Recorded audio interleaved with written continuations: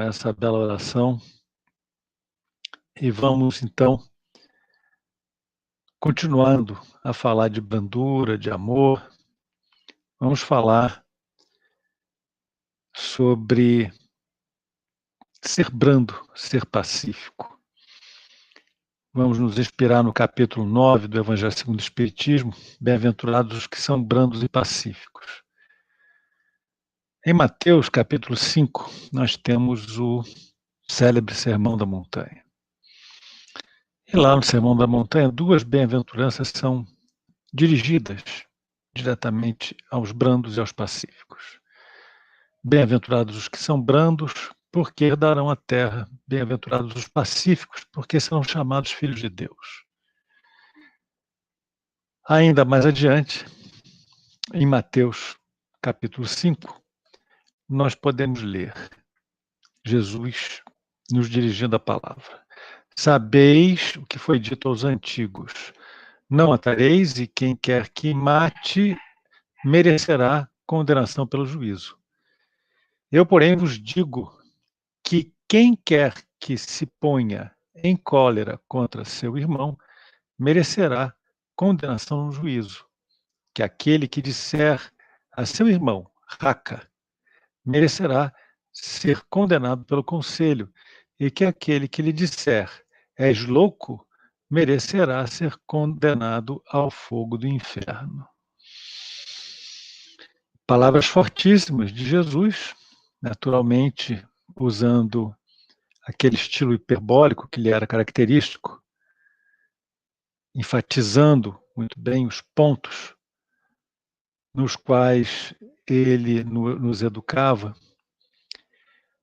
e, sobretudo, deixando muito claro, absolutamente claro, por essas palavras, que a mansuetude, a brandura, a moderação, a afabilidade, a amabilidade, a paciência são todas partes de uma grande lei, uma lei de mútua tolerância.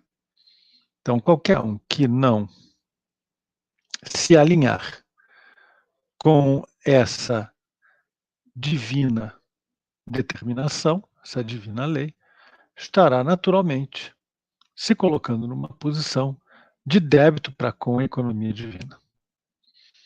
Então, Jesus, ele nos transmite absolutamente, sem qualquer sombra de dúvida, que paciência, brandura, moderação são objetivos de comportamento que nós devemos perseguir. E ele nos deixa entender que essas características, elas devem ser cultivadas não só nos grandes momentos, não só nos gestos e ações, mas também na própria maneira de nos expressarmos. Toda palavra ofensiva, toda palavra que tenha uma carga de agressividade, toda palavra que venha cheia de algum tipo de agravo contra um semelhante nosso, ela vai exprimir um sentimento que é contrário à grande lei de amor e caridade. Então, essa grande lei de amor e caridade, ela nos obriga à paciência, à amabilidade, à doçura, à brandura. Se não atendermos, nós nos inscreveremos naturalmente como devedores da economia divina. E, volto a frisar, não só pelas nossas ações, o que é muito grave, claro, mas também pelas nossas palavras. É isso bastante interessante, porque muitas vezes a criatura ela se sente até impossibilitada fisicamente de realizar uma determinada ação, de agir de uma maneira mais grosseira, mas ela usa a palavra. E muitas vezes usa aquela palavra disfarçada de elogio, disfarçada de consideração, porém carregada de sutil ironia, de malícia, objetivando agredir aquela pessoa com quem se tem algum tipo de diferença ou que se supõe ter com ela algum tipo de diferença.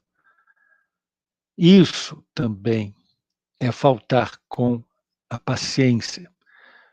Pode ter até verniz de afabilidade, mas não é de forma nenhuma moderada ou equilibrada. E isso tudo é contrário à lei de amor e caridade.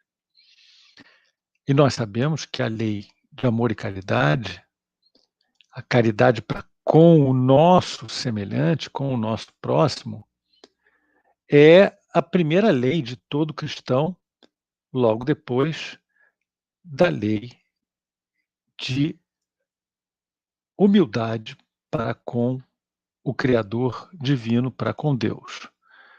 Ama a Deus sobre todas as coisas e ama teu próximo como a ti mesmo. Então, a primeira lei de todo cristão, abaixo da obediência a Deus, abaixo do amor a Deus, é o amor ao semelhante. E se a gente não consegue expressar esse amor nem por palavras, nem policiando o nosso linguajar, nosso vocabulário, nós acabamos, naturalmente, nos comprometendo com a economia divina.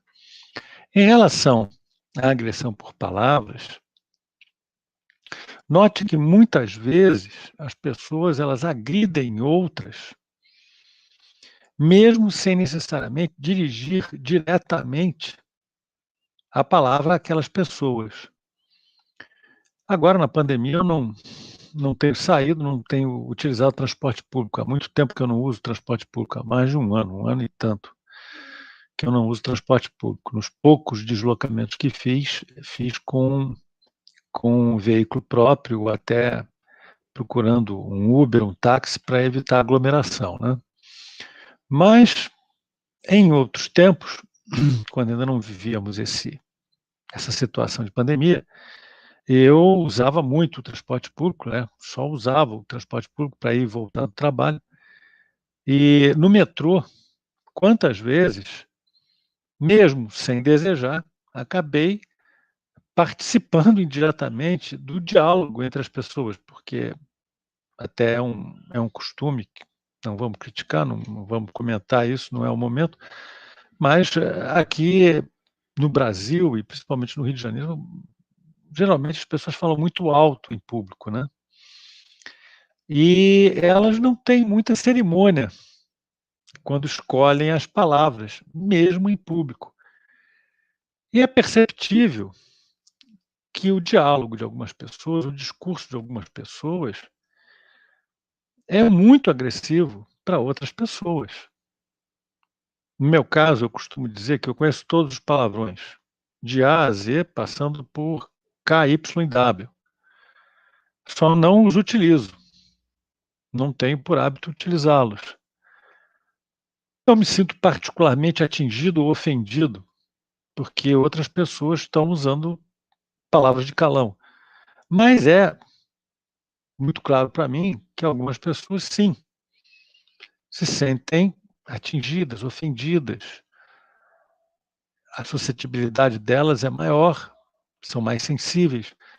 E elas ficam ali, obrigadas a compartilhar aquele ambiente, porque não há alternativa, está todo mundo ali espremido dentro de um vagão do metrô, e são obrigadas a participar involuntariamente de um diálogo recheado de impropérios que vão ofendendo a sua sensibilidade. Existe aí também um tanto de descumprimento da lei. Existe aí também uma falta de caridade para com as outras criaturas. porque estamos impondo a outras criaturas um tipo de constrangimento que é absolutamente desnecessário, porque ninguém de verdade precisa ter um linguajar agressivo ou chulo para expressar aquilo que pensa, aquilo que deseja transmitir. Principalmente numa conversa sem compromisso nenhum, para matar o tempo durante uma viagem de metrô. E aí eu escuto aqueles impropérios, aqueles negócios. A gente escuta também muita coisa engraçada, mas escuta, sabe, eu costumo dizer que, talvez eu esteja ficando velho, realmente ultrapassado, mas, há algumas conversas que eu escuto inclusive entre moças, mulheres dentro do vagão do metrô, que eu fico envergonhado de ouvir aquilo ali. E elas usam expressões fortes mesmo, pesadas, e aquilo ali eu fico pensando assim: "Meu Deus do céu, olha, que coisa forte, que coisa pesada que ela está dizendo". E mesmo que eu tente desviar a minha atenção, de vez em quando vem lá uma palavra carregada de R's e acentos e é um negócio que é agressivo. Obviamente que não me causa, maiores transtornos, mas é uma forma de falar que também não se coaduna com a lei de amor e caridade, com o desejo expresso de não constranger desnecessariamente quem acidentalmente está compartilhando conosco o mesmo transporte público. Agora, também é muito fato, também é um fato que algumas pessoas, elas têm uma forma de se expressar e de se comportar muito mais educada, refinada, mas isso, na verdade, só vai expressar aquilo que Kardec chama de frequentação do mundo. Ou seja, eu tenho uma educação, eu tenho um verniz de polidez e essas qualidades, na verdade, elas não traduzem qualidades do coração, traduz apenas um treinamento, um condicionamento ou até uma vontade de me passar perante a sociedade, perante os outros, por alguma coisa que, na verdade, não vai dentro do meu coração. Porque quem se submete realmente à lei de amor e caridade vai sempre ser alguém despojado de egoísmo, vai sempre ser alguém mais altruísta, que vai pensar na condição do fraco e do pacífico, sem esmagá-los com o seu orgulho, com a sua vaidade, sem se impor violentamente, mesmo que de uma forma verbal, porque também é uma covardia, né? Quando você usa um linguajar que sabe que não é dos mais polidos, em um ambiente onde também você sabe que as pessoas não podem sair dali, e se alguém se manifestar pedindo que, olha, modera o seu linguajar, fala um pouco mais baixo, vem aquela célebre frase que não tem nada de cristã: "Ah, os incomodados que se mudem, se não gostou, desce. Ah, não gostou, pega um táxi", como se todo mundo pudesse pegar táxi, pudesse pegar Uber, né. Então isso é uma forma de covardia, uma forma de egoísmo. "Ah, eu eu sou mais importante, eu ajo do jeito que quero e vou jogar o meu temperamento aqui para fora e cada um que lide com isso do jeito que quiser, porque eu não vou me modificar". Isso é uma forma de egoísmo, é uma forma de agressão, é uma forma de se impor aos outros de uma maneira constrangedora e até brutal.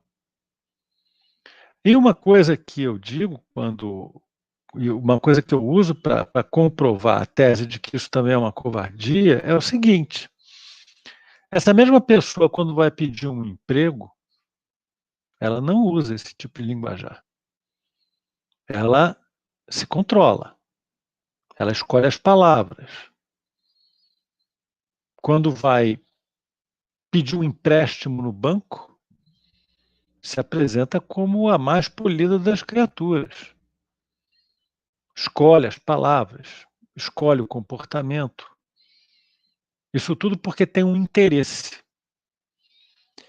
Então, é um ato de covardia e de egoísmo quando se está num ambiente onde, teoricamente, não se tem nenhum tipo de dependência de quem quer que seja ali, então eu posso fazer qualquer tipo de desfeita, posso me expressar de uma maneira mal educada, agressiva, porque não depende de ninguém aqui paga minhas contas. Então que se dane, os incomodados que se mudem, né? Isso é uma forma de covardia, é uma forma de egoísmo e certamente é um comportamento completamente contrário à lei de amor e de caridade. Agora, voltando àquelas pessoas que, lustradas por uma educação mundana, elas apresentam uma fingida doçura, uma afabilidade emulada. Essas criaturas, elas são expressões de erro também, porque elas são dessa forma somente quando lhes convém captar algum tipo de simpatia. E quando não lhes aperta o calo. Porque quando elas são, de alguma maneira, colocadas em uma posição de pressão, de contrariedade, o que elas fazem? Elas abandonam essa máscara de educação, afabilidade, amabilidade e se tornam extremamente agressivas e até deselegantes. E ainda há aquelas que só são afáveis da porta de casa para fora. Porque no ambiente doméstico não se expressam de forma nenhuma daquela maneira educada, daquela maneira gentil, daquela maneira paciente. Em casa, agem de uma forma muito diversa, agem de maneira opressora, de maneira deselegante, de maneira agressiva. E eu estou me restringindo à forma de nos expressarmos, à forma de nos agirmos sem chegarmos de forma nenhuma às vias de fato, sem chegarmos de forma nenhuma a uma agressão física, porque a agressão física é o último estágio da completa negação da lei de amor e caridade. É o último estágio da completa negação do ama teu próximo como a ti mesmo. Nós precisamos sempre termos em mente que é preciso exercitarmos a tolerância e a paciência com os nossos semelhantes, porque esse exercício já é, por si próprio, um teste, uma prova para a nossa evolução espiritual, uma prova de que nós verdadeiramente caminhamos nas pegadas do Cristo.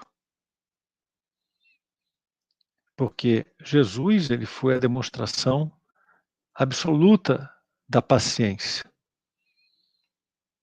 E demonstrou isso com um comportamento completamente linear, idêntico em todas as situações. Ele tinha o mesmo comportamento diante do magistrado, do rei, do sumo sacerdote, do representante romano, que ele tinha diante de um modesto servo, de um humilde lavrador, de um comerciante no seu local de trabalho. Essa paciência de perdoarmos aos que Deus colocou no nosso caminho para serem instrumentos do nosso sofrer e para colocarem à prova a nossa paciência, é um atestado de que nós já temos a lei de amor e caridade como um comportamento, algo que já nos é parte do temperamento, da personalidade, até melhor dizendo. Então, é preciso que nós exercitemos a tolerância, a paciência, para que nós ultrapassemos todas essas provas que nós mesmos pedimos e nós evidenciemos, sobretudo para nós mesmos, que nós evoluímos seguindo o caminho apontado por Jesus. Ainda existe um outro aspecto prático. Tolerância, eu acho que foi Diderot, o filósofo, que disse que a tolerância é o azeite, o óleo que lubrifica as engrenagens sociais. E que, sem tolerância, a vida em sociedade seria impossível. Sem paciência, sem tolerância, é impossível viver em sociedade. É impossível até viver numa mesma casa com outras criaturas, mesmo aquelas que nós mais amamos. Mas se nós não exercitarmos com elas paciência, tolerância, a vida fica impossível. Fica impossível. Eu me lembro que quando eu me casei, eu perguntei para o meu pai. Perguntei a ele como é que se fazia para se ter um longo casamento. Um casamento em que as pessoas elas se entendessem e fossem felizes, porque eu vi na união do meu pai com a minha mãe um exemplo para ser seguido. E aí meu pai, ele olhou para mim e disse assim: Alexandre,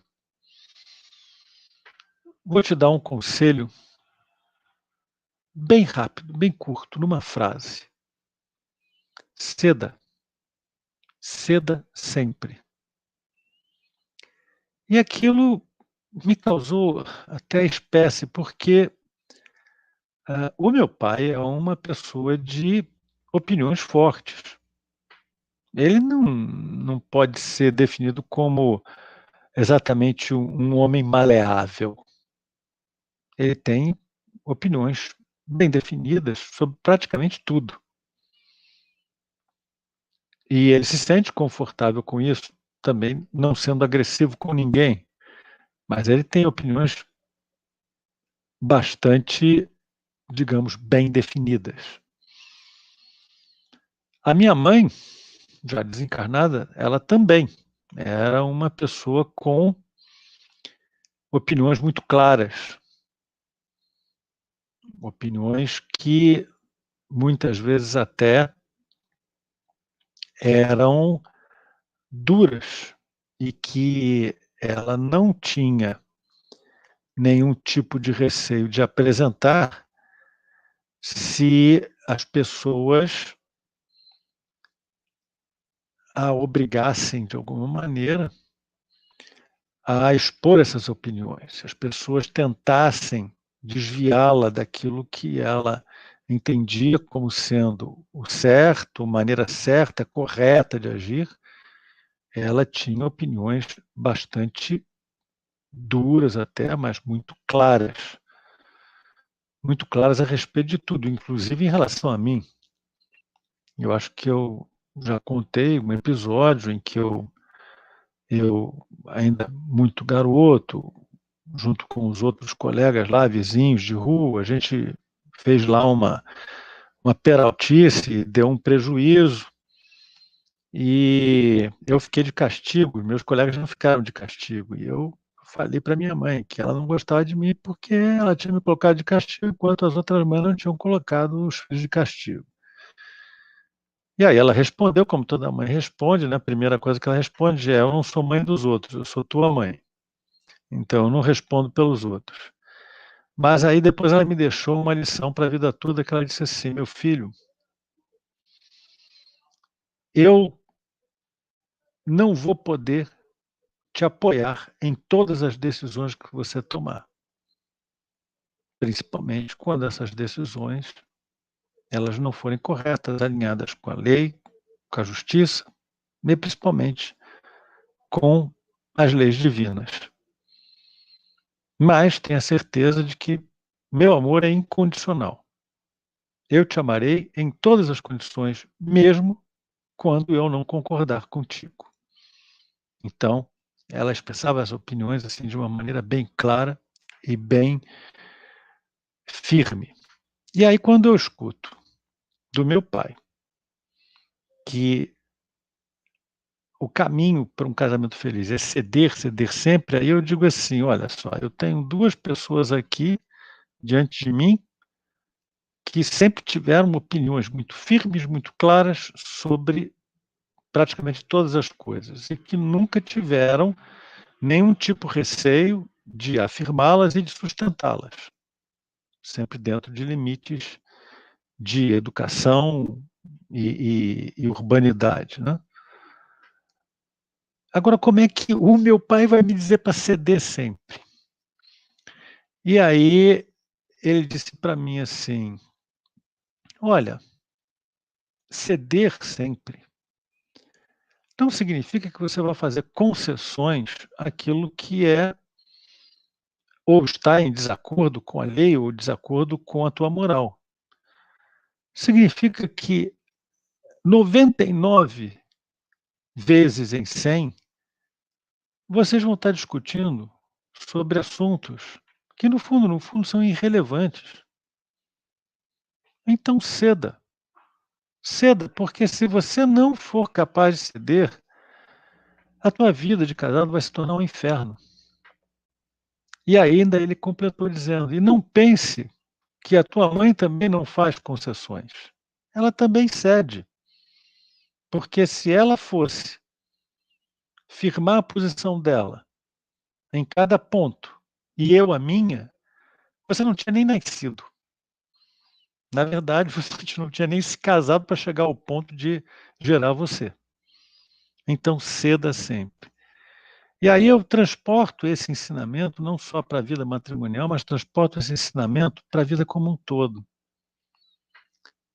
Prestem atenção, a maior parte das vezes a gente está discutindo por bobagem, sabe?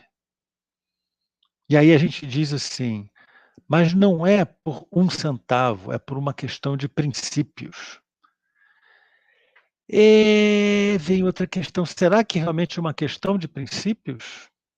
Ou é uma questão de orgulho? Aí vem o problema, porque o orgulho é que nos impele a uma série de atitudes de impaciência, de intolerância, porque quando nós sentimos o orgulho ferido, muitas vezes é porque, pura e simplesmente, nos julgamos mais do que nós somos e queremos ter direitos que não nos cabem.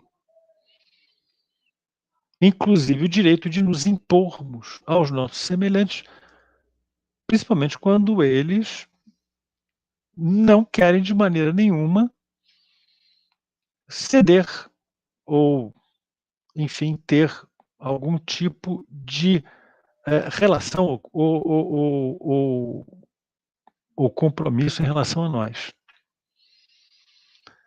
Então, voltando, ceder não significa também que a gente se rebaixa. Significa simplesmente que nós, conscientemente, estamos azeitando a máquina social, as engrenagens sociais, para que a gente possa viver e possa ter uma relação saudável. E aqui eu pego um outro gancho. A questão da resignação e da obediência, que são muito mal entendidas, e aqui nesse capítulo tem uma definição de obediência e de resignação que são muito boas. Nos dizem os espíritos que a obediência é o consentimento da razão e a resignação é o consentimento do coração. E as criaturas, elas confundem muito obediência como uma negação do sentimento e a resignação como uma negação da vontade.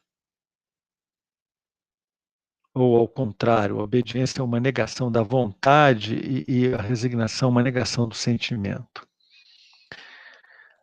Não há negação nenhuma. O que há é uma decisão racional. Eu obedeço porque racionalmente eu entendo que é melhor, é mais produtivo obedecer. Vamos falar em termos de trabalho, empresa, produção. Nem todo mundo quer ter o chefe. É necessariamente uma pessoa mais aquinhoada, seja intelectualmente, seja por formação, seja moralmente, mas é uma pessoa que está investida de algum tipo de poder de decisão. E você deve se subordinar a esse poder. Você deve obedecer a esse poder. Ah, eu tenho que obedecer porque eu não quero ser demitido. Não. Porque racionalmente, para e pensa. Se não houver uma cadeia de comando, se não houver alguém com uma capacidade de decidir e fazer com que os outros sigam um determinado caminho, nós vamos ficar batendo cabeça e não vamos a lugar nenhum, vai ficar parecendo reunião de condomínio. Todo mundo já foi em reunião de condomínio, né? Já sabe o que é, né? Porque ali todo mundo tem uma posição absolutamente igual à dos outros. O síndico, ele não é nada mais, nada menos do que um representante ali do coletivo, voto dele não vale mais do que de ninguém, e aí fica aquela coisa em que não se consegue decidir quase nada. Eu tenho assim uns episódios muito engraçados de reunião de condomínio para contar. E fica-se um tempo enorme para conseguir se decidir por uma bobagem. É por isso que é preciso que tenha uma cadeia de comando. Para quê? Para que não se fique discutindo. Já imaginou numa empresa? A empresa, ela está no mercado. O mercado, como por exemplo, agora nós vivemos um mercado que dia a dia se modifica. Agora imagina, você vai ficar juntando todo mundo dando uma opinião. Não, vamos vender bola de gude. Não, bola de gude não dá mais para vender. Vamos vender, sei lá,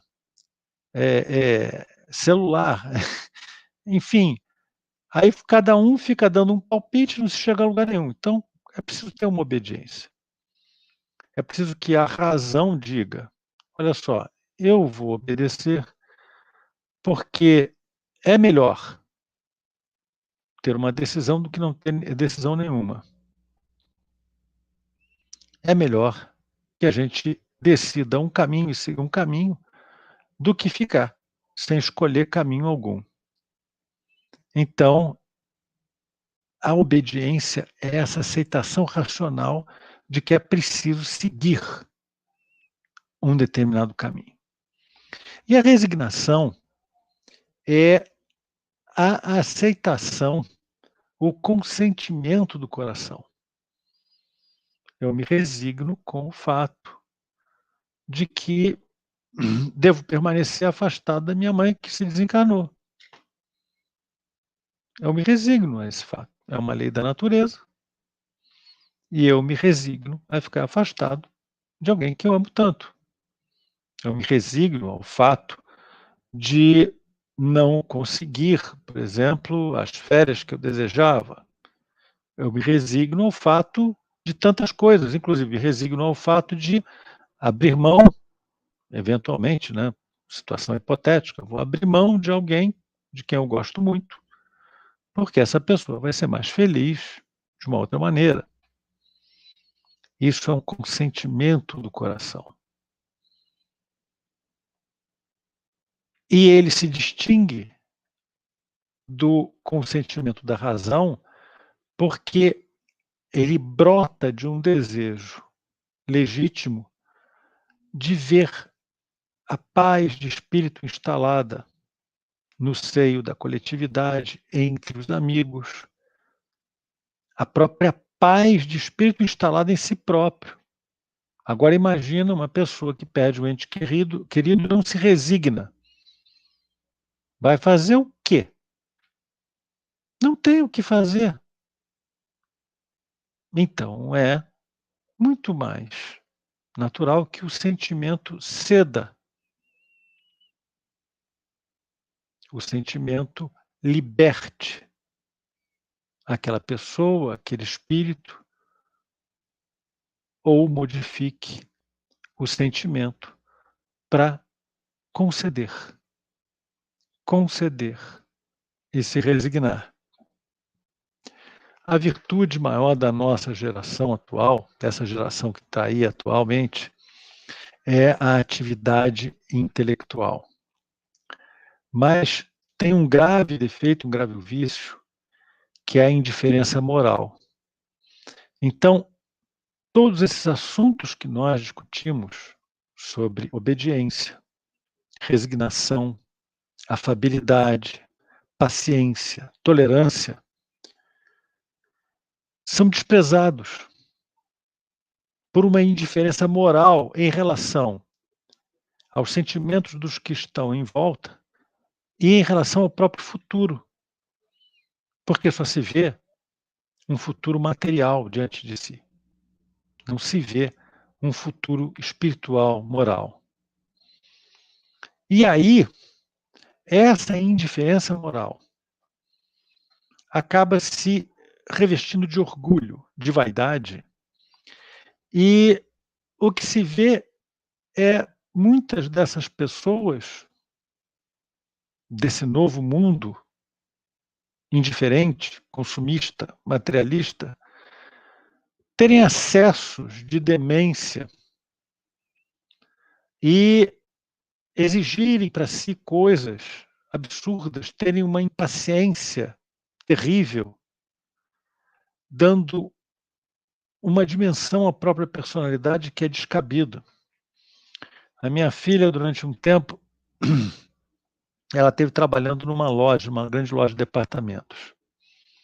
E ela um dia chegou aqui em casa contando a história de uma moça que criou um escarcéu dentro da loja, porque ela foi para o provador com 200 roupas, e lá no provador, ela de alguma maneira não teve a disciplina de administrar as roupas, de deixar claro para a pessoa que estava ali organizando as cabines de prova, qual era o tipo de roupa que ela queria ficar, qual era o tipo de roupa que ela ia abandonar.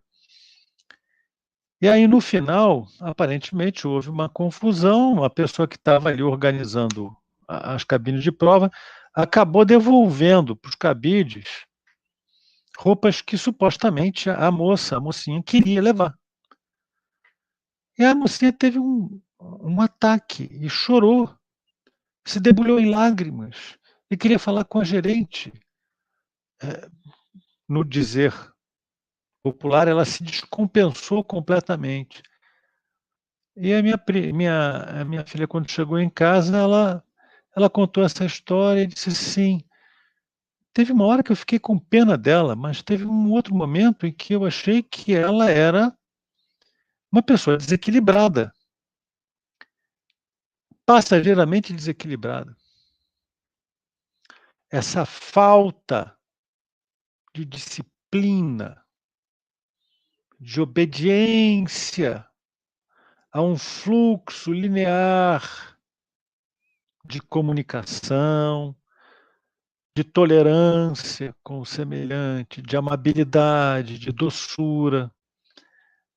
Esse conceder do sentimento, tudo isso, ela nos leva a um desequilíbrio. Joana de Ângeles nos fala muito claramente disso na sua obra psicológica, né? Ela nos fala que nós nos comportamos tantas vezes como autênticos dementes. Um dos objetivos para as pessoas que desejam se espiritualizar é atingir esse equilíbrio, onde não sofremos grandes abalos. Eu não sei onde eu li, mas reproduzo aqui o conceito para vocês. Li em algum livro espírita que, algumas vezes, quando nós, espíritos menos evoluídos, temos oportunidade de entrar em contato com espíritos bem mais evoluídos, sucede de termos a impressão de que esses espíritos mais evoluídos, eles não têm simpatia por nós, ou não manifestam a empatia que nós esperávamos encontrar deles. E lá se dizia que isso não é verdade. Eles nos amam verdadeiramente.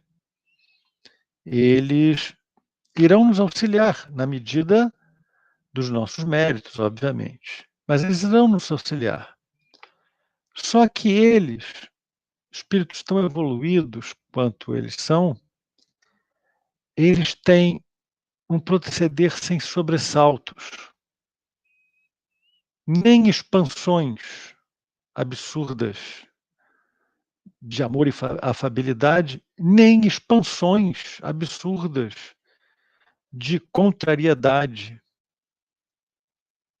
Eles são monocórdios, estáveis, sempre amorosos, mas sem nenhum tipo de excesso. Esse é um objetivo para nós. Um objetivo a ser alcançado para nossa própria paz interior, e quando não seja por outras coisas, mas até pelo respeito que devemos a nós mesmos, de não agirmos de maneira excessiva, deslocada para qualquer um dos dois polos. O polo da extrema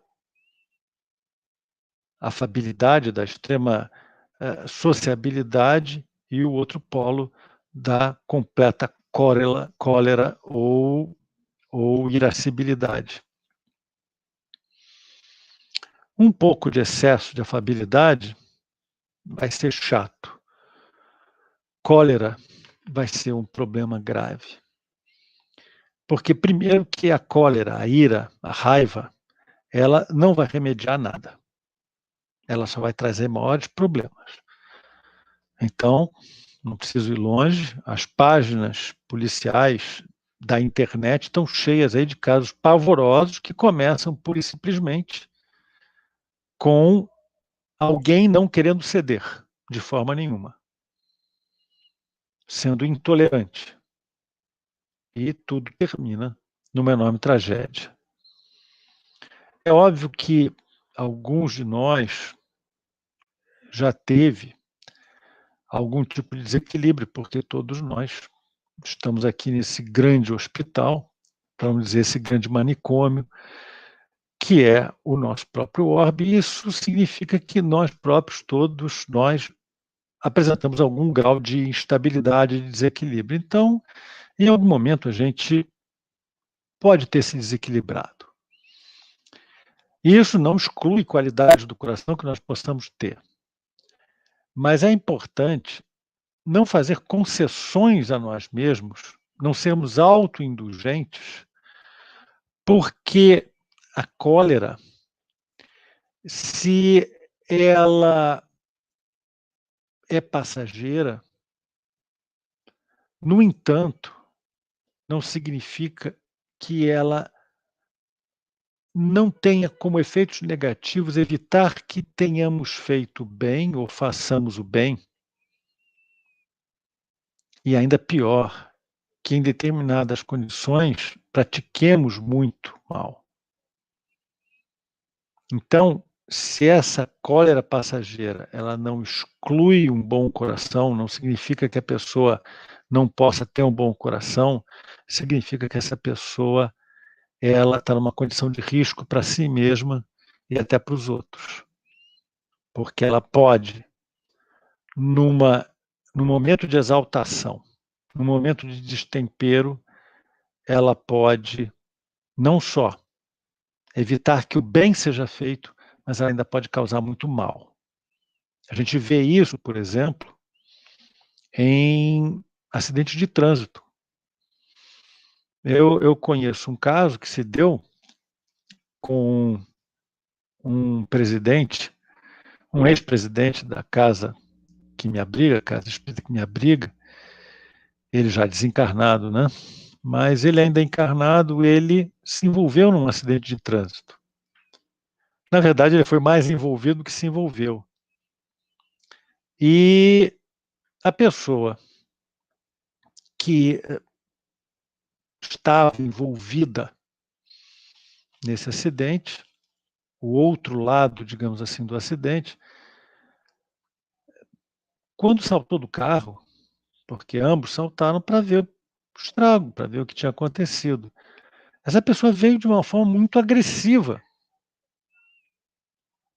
E o meu irmão, ex-presidente lá da casa, ele foi espírita, ele foi cristão, e ele ouviu tudo que o irmão tinha para dizer e não se manifestou de nenhuma maneira intolerante, agressivo. E ele disse para aquele irmão: olha, não precisa ficar exaltado, porque eu não vou brigar com você. Eu não vou brigar com você de forma nenhuma, por nada. Então, vamos procurar aqui entender o que aconteceu, porque eu não vou brigar com você, mesmo que você queira brigar comigo. Não vou brigar com você. E a postura dele mudou, inclusive, o discurso da outra pessoa. Mais jovem do que ele, inclusive. Aí a outra pessoa disse: poxa, senhor, me desculpe, eu já comecei mal a nossa conversa, né? Mas um acidente. Tudo se resolveu. Tudo se resolveu. Se o meu irmão tivesse se encolerizado, acompanhando a mesma nota dissonante do discurso da outra pessoa, o que teria acontecido? Teria acontecido uma completa dissensão. No entanto, como ele não se deixou dominar pela cólera, houve como remediar a situação, porque a cólera nada remedia, nada consegue ajustar. Ela só vai fazer com que as coisas rumem para um caminho do qual não se possa mais fazer retorno nenhum. E é importante saber que essas explosões de temperamento, elas não são coisas próprias. Ou o que eu quero dizer, tinha aí uma música antigamente, que foi até tema de uma novela, que dizia: eu nasci assim, eu sou mesmo assim, vou ser sempre assim. Gabriela, Isso era, na verdade, a expressão de um pensamento muito comum, muito popular, né? Eu sou mesmo assim. Ah, você me desculpe, mas eu sou mesmo assim. Eu costumo pensar, bom, eu te desculpo porque eu tenho que exercitar o perdão para que eu próprio possa evoluir. Mas não te desculpo porque você é mesmo assim. Eu desculpo porque o perdão deve ser a única moeda de troca entre nós. Eu te perdoo, você me perdoa. Mas essa questão de desculpar porque eu sou mesmo assim, olha, todos os vícios e todas as qualidades são inerentes ao espírito. E nós sabemos que todos os espíritos eles estão em evolução. Só permanece vicioso quem deseja permanecer vicioso. Quem não deseja se modifica. Com maior ou menor esforço, mas se modifica. É uma questão, é um ato de vontade. Remodelar-se, evoluir, é um ato de vontade. E não se pode, de maneira nenhuma, apresentar desculpas para quem quer que seja, ou para si próprio, principalmente, dizendo que, eu sou mesmo assim. Eu nasci assim, isso é meu jeito. Você me desculpa, mas esse é meu jeito. Não existe esse negócio de é meu jeito. Nós somos obras em construção, seres em evolução. Nós temos vontade. E essa vontade, ela modela e remodela o nosso proceder e o nosso caráter. Então, irmãos, concluindo aqui a nossa conversa, que já está indo bem longe, a lei de amor e caridade é uma lei, é para ser seguida. É um dos capítulos da lei divino-natural. A lei de amor e caridade, ela tem como desdobramentos a tolerância, a mansuetude, a morigeração, o equilíbrio, a afabilidade, a doçura no tratamento com outras criaturas.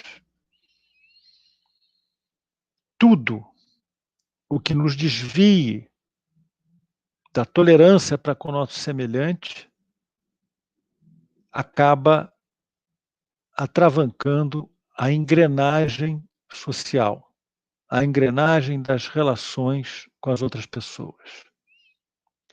E a maior parte das vezes em que nós entramos em atrito com os nossos semelhantes, nós o fazemos por orgulho ou por vaidade. Então, irmãos, não vamos ceder ao orgulho, ceder à vaidade. Vamos instalar a bondade em nosso coração. Vamos obedecer ao chamamento divino como um consentimento da razão. E vamos nos resignar à vontade do Pai, como um consentimento do coração. Meus irmãos, eu deixo a todos um grande abraço, saudações fraternas e o desejo de que todos permaneçam em paz e com todo o bem possível instalado em vossas vidas. Deus nos